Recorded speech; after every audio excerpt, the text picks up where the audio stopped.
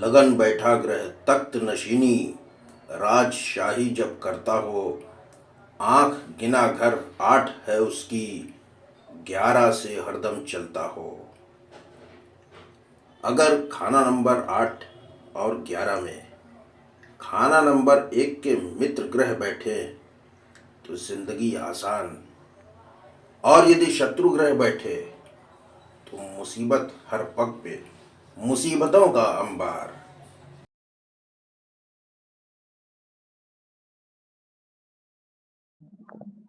खाना नंबर 1 में कोई भी ग्रह बैठा हो,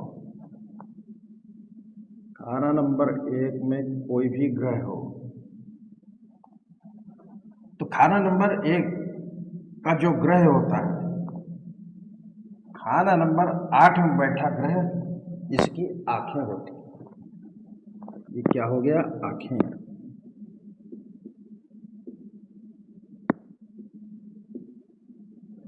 और खाना नंबर 11 में बैठा ग्रह, इसकी टांगे हैं, टांगे। यहां पर जो ग्रह बैठा, उसका यदि मित्र ग्रह यहां बैठा है, यहां बैठा है, तो अच्छा धन मिलेगा। लेकिन यही यदि इस ग्रह का यहां पर शत्रु बैठ गया, तो फिर धन में कमी कर देगा। जैसे मान लिया यहां पर सूर्य बैठ गया, यहां पर गुरु बैठ गया, और यहां पर इसका मित्र मंगल बैठ गया। अब सूर्य की आंखें हो गया गुरु और टांगे हो गया मंगल, दोनों हैं इसके मित्र ग्रह, तो कुंडली वाले को अच्छा पैसा मिलेगा। देखने के लिए आंखें भी हैं और दौड़ने के लिए टांगे भी हैं।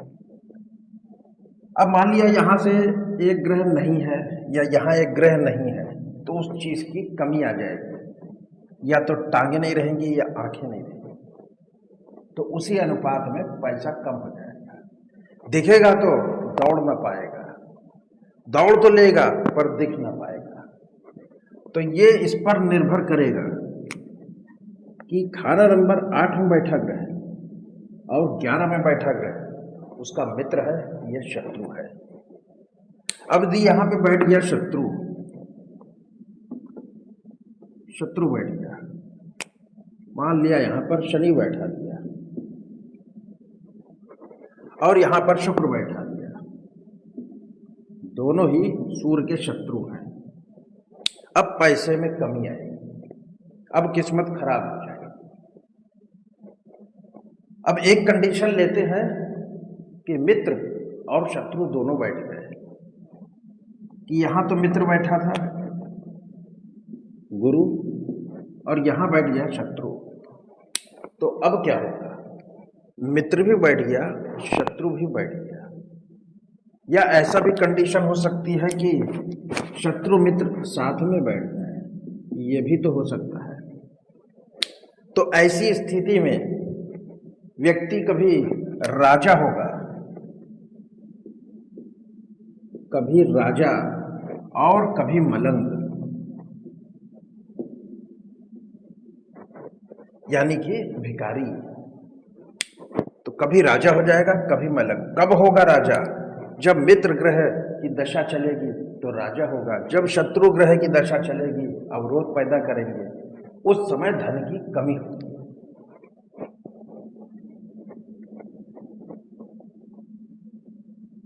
ठीक इसी तरह कि यहां पर कोई ग्रह बैठा है और 7वां घर है खाली,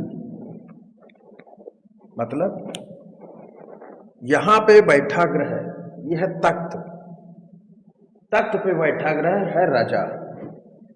यहां पे जो भी ग्रह बैठ जाएगा वो कुंडली का राजा है, लेकिन साथ में ये खाली है, तो फिर ये राजा किसी काम का नहीं। क्यों? ये है प्रजा, प्रजा है नहीं, तो राजा को टैक्स कौन देगा? टैक्स मिलेगा नहीं तो राजा के पास पैसा नहीं आएगा, तो राजा अमीर ना हो पाएगा। इसके लिए यहां पर ग्रह होना बहुत जरूरी है। मान लिया यहां पर किसी के कई ग्रह बैठे हैं, कई ग्रह, वो कोई भी हो सकते हैं। अब अच्छी कंडीशन है, राजा है एक और उसके मंत्री, उसकी प्रजा है अनेक। राजा के पास बहुत पैसा है। अब यदि यहां पर कई ग्रह हो जाए, कई ग्रह यहां हो जाए, या कोई उदाहरण ले लेते हैं कि सूर्य है, मंगल है और बुध भी ले लिया, 3 ग्रह, और यहां पर एक अकेला ग्रह बैठा दिया, शनि बैठा दिया। अब क्या होगा, राजा कई हो गए और जो नौकर है वो एक। अब इसकी हालत खराब होगी, ये सभी राजा इससे काम कराएंगे, काम करा करा के इसकी हालत खराब कर देंगे। तो इससे संबंधित बीमारी, इससे संबंधित रिश्तेदार को तकलीफ होगी। यदि खाना नंबर 1 में कोई ग्रह हो, कोई भी ग्रह हो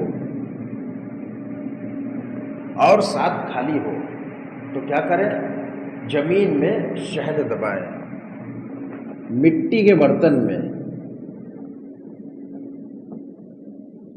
मिट्टी के पात्र में शहद लें, शहद भरकर दबाएं।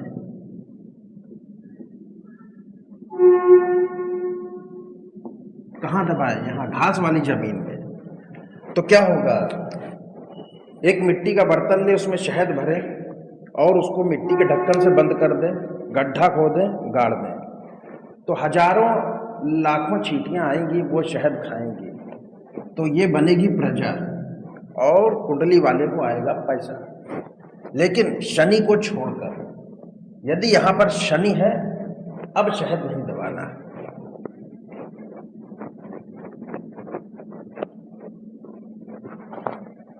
कुछ ग्रहों के साथ बैठ गया या अकेला, शनि आ गया, अब मिट्टी के बर्तन में शहद नहीं दबाना है। अब यहां पर क्या करना है, सुरमा पत्थर, सुरमा पत्थर कम से कम 70 ग्राम, 43 दिन तक लगातार, 43 दिन तक लगातार सुरमा पत्थर जमीन में दबाएं। सुरमा पत्थर महंगा मिलता है, नहीं मिल पा रहा है, तो इसकी जगह आप दूसरी चीज ले सकते हैं, वह है काला नमक। काला नमक, सुरमे पत्थर की जगह काला नमक 70 ग्राम 43 दिन तक लगातार दबाना है। ये शनि की कंडीशन है। बाकी कोई भी ग्रह हो, शहद दबा सकते हैं।